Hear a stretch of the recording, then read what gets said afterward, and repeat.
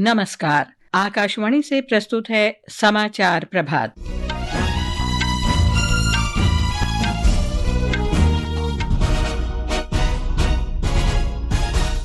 America ने Iran के 3 परमाणु ठिकानों पर हमला किया। राष्ट्रपति डोनाल्ड ट्रंप ने इसे शानदार सफलता बताया। ऑपरेशन सिंधु के अंतर्गत अब तक 1117 भारतीयों को ईरान से सुरक्षित निकाला गया। केंद्रीय गृह मंत्री अमित शाह आज छत्तीसगढ़ के रायपुर में राष्ट्रीय फॉरेंसिक विज्ञान विश्वविद्यालय और केंद्रीय फॉरेंसिक विज्ञान प्रयोगशाला परिसर की आधारशिला रखेंगे। मौसम विभाग ने महाराष्ट्र, गुजरात, राजस्थान, पंजाब, उत्तर प्रदेश, हिमाचल प्रदेश और सिक्किम सहित देश के कई हिस्सों में आज तेज बारिश का अनुमान व्यक्त किया। टेनिस में भारत की माया राजेश्वरन ने जर्मनी में ITF J200 ग्लाडबैक टेनिस टूर्नामेंट में महिला सिंगल्स का खिताब जीता। समाचार प्रभात के साथ मैं लवली निगम। अमेरिका के राष्ट्रपति डोनाल्ड ट्रंप ने कहा है कि अमेरिका ने ईरान में फोर्डो, नतांज और इस्फहान के परमाणु ठिकानों पर हमले किए हैं। सोशल मीडिया पोस्ट में उन्होंने कहा है कि इन परमाणु ठिकानों पर सफलतापूर्वक हमला करने के बाद सभी अमेरिकी विमान ईरान के वायु क्षेत्र से बाहर आ गए हैं। श्री ट्रंप ने कहा कि बमों का पूरा पेलोड प्रमुख परमाणु केंद्र फोर्डो पर गिराया गया।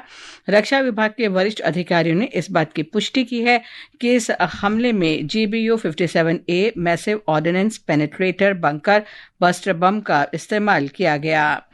राष्ट्रपति ट्रंप ने कहा कि ईरान को अब युद्ध खत्म करने पर सहमत हो जाना चाहिए। ये अब शांति का समय है। आज सुबह राष्ट्र को संबोधित करते हुए श्री ट्रंप ने इन हमलों को शानदार सफलता बताया है। उन्होंने कहा है कि इन हमलों का उद्देश्य ईरान की परमाणु संवर्धन क्षमता को रोकना और दुनिया में आतंकवाद को प्रायोजित करने वाले सबसे बड़े देश से उत्पन्न परमाणु खतरे को रोक लगाना है। Fordo, Natanz, and Esfahan.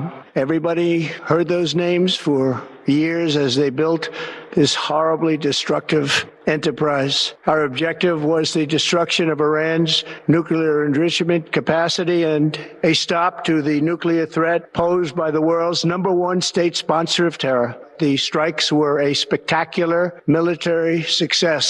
Iran's key nuclear enrichment facilities have been completely and totally obliterated. Iran के सरकारी मीडिया ने भी पुष्टि की है कि इस्फहान, नतांज और फोर्डो परमाणु ठिकानों पर दुश्मनों ने हमले किए हैं। सरकारी समाचार एजेंसी RIIB ने कहा है कि हमले से पहले संवर्धित यूरेनियम के भंडारों को हटा लिया गया था।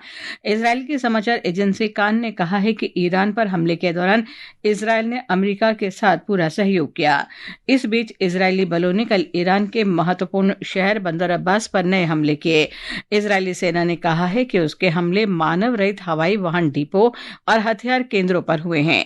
बंदर अब्बास ईरान का सबसे बड़ा वाणिज्यिक शहर है और यहां प्रमुख बंदरगाह, नौसेना मुख्यालय और हार्मुज जल डमरू मध्य के पास महत्वपूर्ण तेल बुनियादी केंद्र हैं, जिसके माध्यम से विश्व में 20% तेल का व्यापार इसी मार्ग से होता है।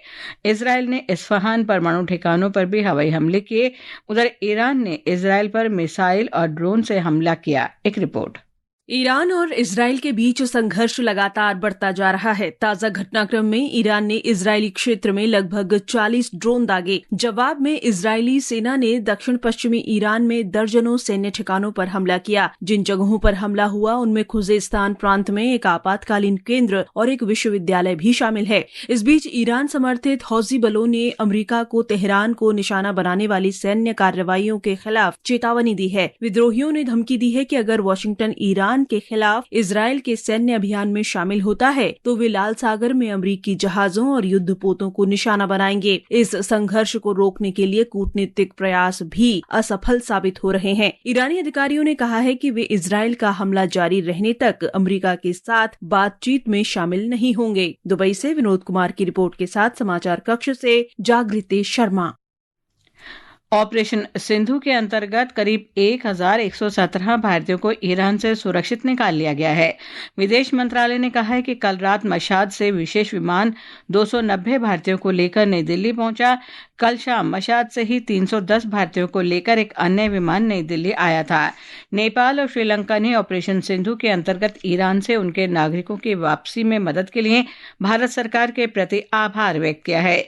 नेपाल के विदेश मंत्री आरजू राणा देउबा ने सोशल मीडिया पोस्ट में छात्रों की वापसी में मदद के लिए भारत के विदेश मंत्री डॉक्टर एस जयशंकर को धन्यवाद दिया।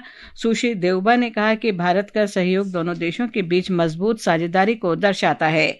इससे पहले श्रीलंका ने ऑपरेशन सिंधु के अंतर्गत ईरान से भारतीय नागरिकों के साथ उनके नागरिकों की वापसी में समय में मदद करने के लिए भारत सरकार के प्रति आभार व्यक्त किया।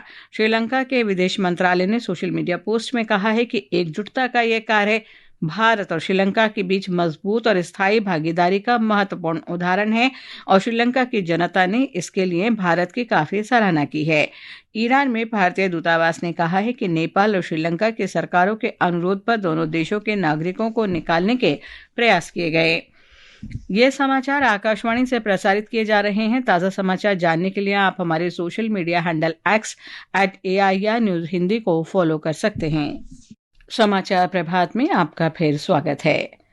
केंद्रीय गृह मंत्री अमित शाह 2 दिन के दौरे पर आज छत्तीसगढ़ जाएंगे। इस दौरान वे राजधानी रायपुर और नारायणपुर जिले में कई कार्यक्रमों में शामिल होंगे। ब्यौरा हमारे संवाददाता से। केंद्रीय गृह मंत्री अमित शाह आज रायपुर में नेशनल फॉरेंसिक साइंस यूनिवर्सिटी और सेंट्रल फॉरेंसिक साइंस लेबोरेटरी के रायपुर परिसर का शिलान्यास करेंगे। यह फॉरेंसिक साइंस यूनिवर्सिटी करीब 40 एकड़ के क्षेत्र में लगभग 400 करोड़ रुपए की लागत से बनाई जाएगी। श्री शाह आज नवा रायपुर में छत्तीसगढ़ और पड़ोसी राज्यों के पुलिस महानिदेशक और अतिरिक्त पुलिस महानिदेशकों के साथ सुरक्षा संबंधित मुद्दों को लेकर बैठक करेंगे। एक अन्य बैठक में केंद्रीय गृह मंत्री वामपंथी उग्रवाद पर सुरक्षा की समीक्षा भी करेंगे। अपने छत्तीसगढ़ प्रवास के दूसरे दिन कल 23 जून को केंद्रीय गृह मंत्री बस्तर संभाग के नारायणपुर जिले के अबूझमाड़ क्षेत्र में जाकर वहां ग्रामीणों के साथ संवाद करेंगे। इसके अलावा केंद्रीय गृह मंत्री इसी जिले के ईरक भट्टी क्षेत्र में स्थित सीमा सुरक्षा बल के कैंप का दौरा कर वहां जवानों के साथ बातचीत भी करेंगे। विकल्प शुक्ला, आकाशवाणी समाचार, रायपुर। गृह मंत्री अमित शाह ने कहा है कि भारत पाकिस्तान के साथ सिंधु जल संधि कभी बहाल नहीं करेगा। उन्होंने कहा कि सरकार पाकिस्तान में जा रहे अतिरिक्त पानी को राजस्थान ले जाने के लिए नहर का निर्माण करेगी। एक समाचार पत्र को दिए साक्षात्कार में गृह मंत्री ने कहा कि सरकार की आतंकवाद को कतई बर्दाश्त नहीं करने की नीति बरकरार है। श्री शाह ने कहा कि सरकार कश्मीर, नक्सल क्षेत्र और पूर्वोत्तर में आतंकवाद की मूल कारणों को दूर करने पर काम कर रही है। त्रिपुरा में राज्य सरकार ने पिछले वाम मोर्चे की सरकार के दौरान राजनीतिक हिंसा में मारे गए लोगों के निकट परिजन को सरकारी नौकरी देने का फैसला किया है। ब्यौरा हमारे संवाददाता से।